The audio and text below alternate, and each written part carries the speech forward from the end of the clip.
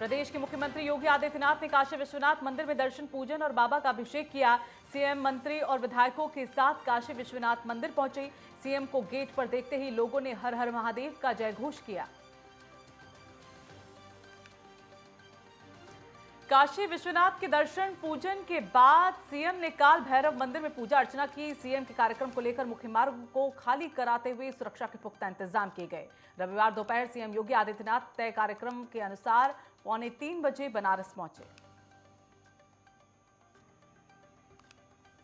BJP नेताओं और विधायकों ने पुष्प देकर सीएम का स्वागत किया। सीएम सबसे पहले काशी विश्वनाथ मंदिर में दर्शन करने पहुंचे। पुरोहितों ने मंत्रोच्चार के बीच सीएम से बाबा का अभिषेक करवाया। मुख्यमंत्री योगी आदित्यनाथ सोमवार को शामली दौरे पर रहेंगे। वो वीवीपीजी कॉलेज में निकाय चुनाव के प्रत्याशियों के समर्थन में जनसभा करेंगे। इसके अलावा खेड़ी बैरागी में नाथ संप्रदाय के मंदिर में बाबा न्यादर दास की 121वीं जयंती कार्यक्रम में भी होंगे शामिल। प्रशासन मुख्यमंत्री के कार्यक्रम की तैयारियों में जुट गया। डीएम एसपी ने दोनों हेलीपैड का दौरा कर अधीनस्थों को दिशा निर्देश दिए। मुख्यमंत्री का आधिकारिक कार्यक्रम अभी प्रशासन को मिल गया है। सोमवार को सहारनपुर दौरे पर सीएम योगी निकाय चुनाव का आगाज करेंगे। मुख्यमंत्री विजय रथ को भी हरी झंडी दिखाकर करेंगे रवाना।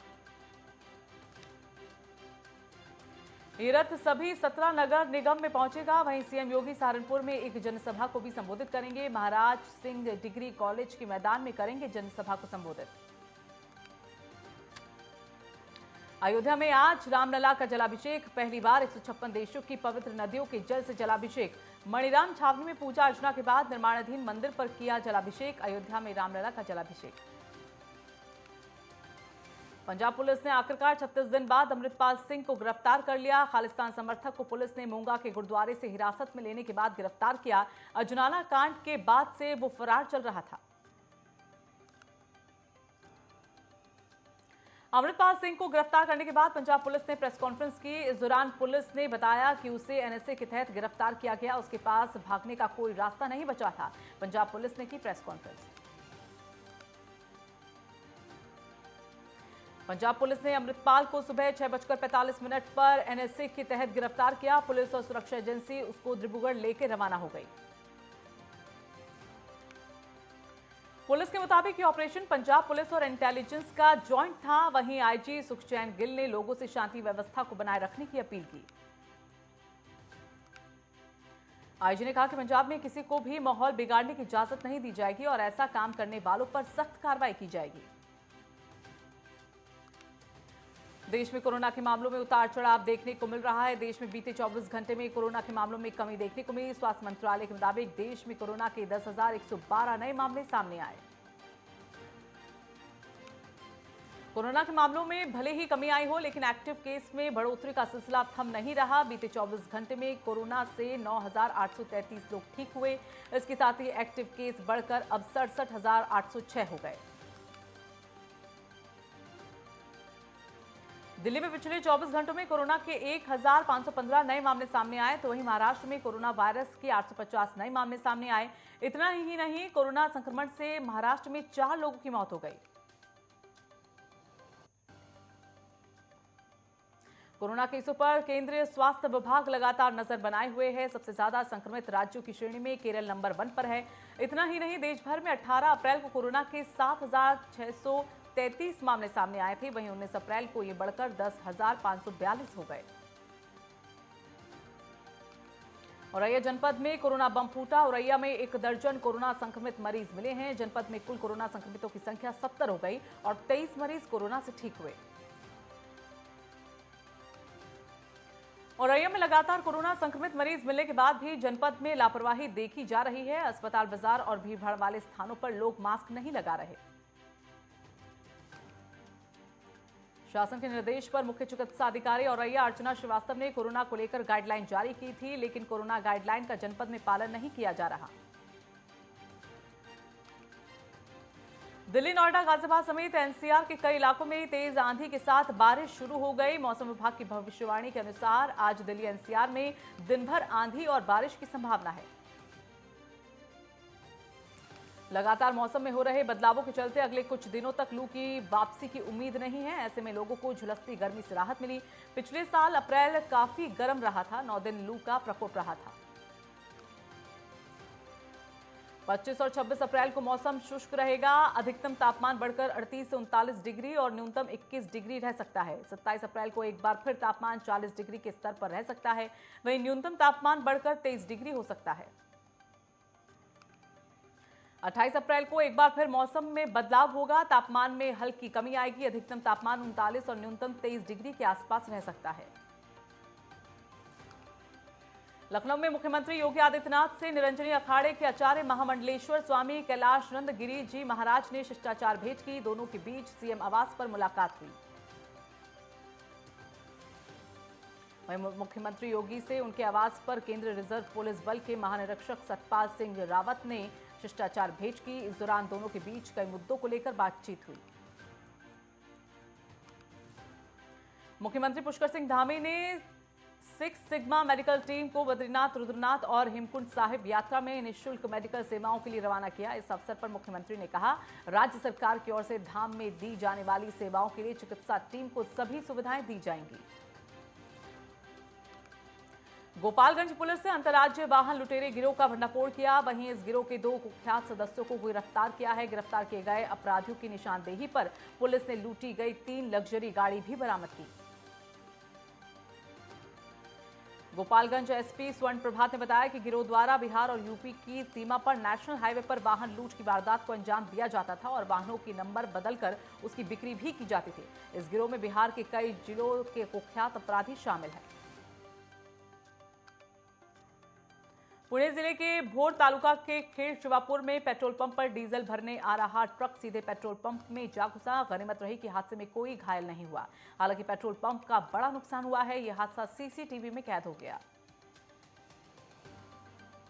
भगवान तुंगनाथ यात्रा का आगाज सोमवार से विधिवत शुरू होगा। सोमवार को भगवान तुंगनाथ की चल विग्रह उत्सव डोली अपने शीतकालीन गद्दी स्थल मक्कू मठ से कैलाश के लिए रवाना होगी और प्रथम रात्रि प्रवास के लिए भूतनाथ मंदिर पहुंचेगी, जहां पर ग्रामीणों द्वारा भगवान तुंगनाथ को नए अनाज का भोग अर्पित कर विश्व शांति की कामना की जाएगी।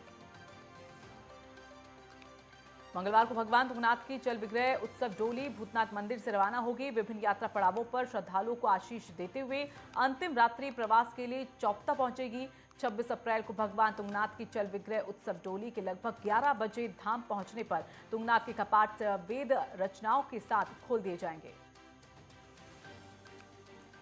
उत्तराखंड में चारधाम यात्रा शुरू हो गई। शनिवार को विधि विधान के साथ गंगोत्री और यमुनोत्री धाम के कपाट खोल दिए गए। 25 अप्रैल को केदारनाथ धाम के कपाट खुलेंगे। उत्तराखंड परिवहन मंत्री चंदन राम दास ने परिवहन विभाग द्वारा निर्मित हाईटेक चेक पोस्ट का शुभारंभ किया। मंत्री ने अत्याधुनिक चेक पोस्ट का उद्घाटन कर चारधाम यात्रा पर जाने वाले श्रद्धालुओं के लिए सौगात दी। उन्होंने यात्रियों से बातचीत की और उनकी सुखद यात्रा की कामना की। कपकोट के भद्रतुंगा में 3 मई से लगने वाले अर्धकुंभ मेले को लेकर तैयारियां तेज हो गई। यहां पूर्व कैबिनेट मंत्री बलवंत सिंह भुरियाल, ब्लॉक प्रमुख गोविंद सिंह दानू ने मेले की तैयारियों का जायजा लिया और बैठक करते हुए मेले को भव्य बनाने को लेकर चर्चा की। संत अभिराम दास ने कहा कि मेले को भव्य बनाने में सभी लोग अपना अपना सहयोग दें और कहा कि पहली बार इस तरह का आयोजन किया जा रहा है। उन्होंने सभी से ज्यादा मेले में पहुंचने की अपील की है। उत्तराखंड की प्रसिद्ध चारधाम यात्रा का आगाज हो गया। अक्षय तृतीया के अवसर पर शनिवार को गंगोत्री यमुनोत्री के कपाट ग्रीष्मकाल के लिए श्रद्धालुओं के दर्शनार्थ खोल दिए गए। मां गंगा की भोगमूर्ति और छड़ी गंगोत्री धाम में विराजमान हुई। राज्य सरकार ने दर्शनार्थियों की संख्या को सीमित रखने के निर्णय को वापस ले लिया है। श्रद्धालुओं की सुविधा को ध्यान में रखते हुए सरकार ने यह निर्णय लिया। वहीं दूसरी तरफ विपक्ष सत्ता पक्ष पर हमलावर है। कांग्रेस ने सरकार के विवेक पर सवाल उठाए हैं। पौड़ी में वन विभाग कर्मचारियों की आवासीय कॉलोनी बड़े खतरे की जद में। यहां भूदसाव होने से कई सरकारी आवासों में दरारें पड़ चुकी हैं, जबकि आवासीय भवन जिस जमीन में टिके हैं वो जमीन ही अब धंसने लगी है। सरकारी आवासों में रह रहे वन विभाग कर्मचारी और उनके परिजनों को हर रोज डर के साए में जीवन यापन करना पड़ रहा है। वहीं जिलाधिकारी ने मामले का संज्ञान लेते हुए बताया कि वो इंजीनियर की एक टीम आवासीय भवनों का निरीक्षण करने के लिए भेजेंगे। साथ ही डीएफओ से भी आवासीय भवनों की स्थिति की रिपोर्ट मांगी जाएगी। उधम सिंह नगर पुलिस ने अग्निवीर भर्ती परीक्षा के नाम पर लोगों से ठगी करने वाले एक फर्जी सूबेदार को गिरफ्तार किया। मामले का खुलासा करते हुए जिले के एसएसपी मंजुनाथ टीसी ने रुद्रपुर स्थित पुलिस ऑफिस में किया। रुद्रपुर के ट्रांजिट कैंप थाना पुलिस ने चोरी के मामले का खुलासा करते हुए 3 चोरों को गिरफ्तार किया है। गिरफ्तार किए गए 3 चोरों से पुलिस ने लाखों के जेवरात और नकदी बरामद किए। फिलहाल पुलिस आगे की कार्रवाई में जुट गई है। और फिलहाल यहां पर वक्त हो चला है एक छोटे से ब्रेक का। जल्द हाजिर होंगे।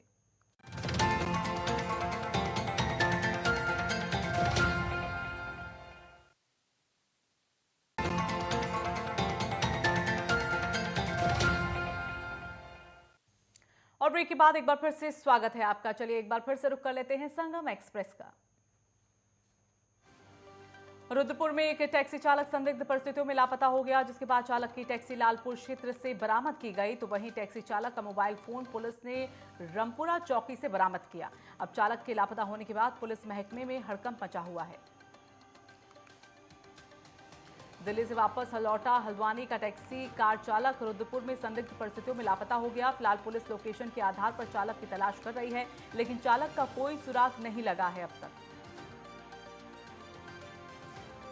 पहाड़ों की रानी मसूरी में पर्यटन सीजन शुरू होने को है। वहीं मसूरी में जाम को लेकर प्रशासन और पुलिस लगातार कार्य योजना बना रही है, लेकिन मसूरी के कई मुख्य चौराहों पर कई जगह बोतल नेक होने के कारण जाम से निजात नहीं मिल पा रही। कई जगह से यातायात व्यवस्था सुचारू को लेकर ट्रैफिक को डायवर्ट किया गया।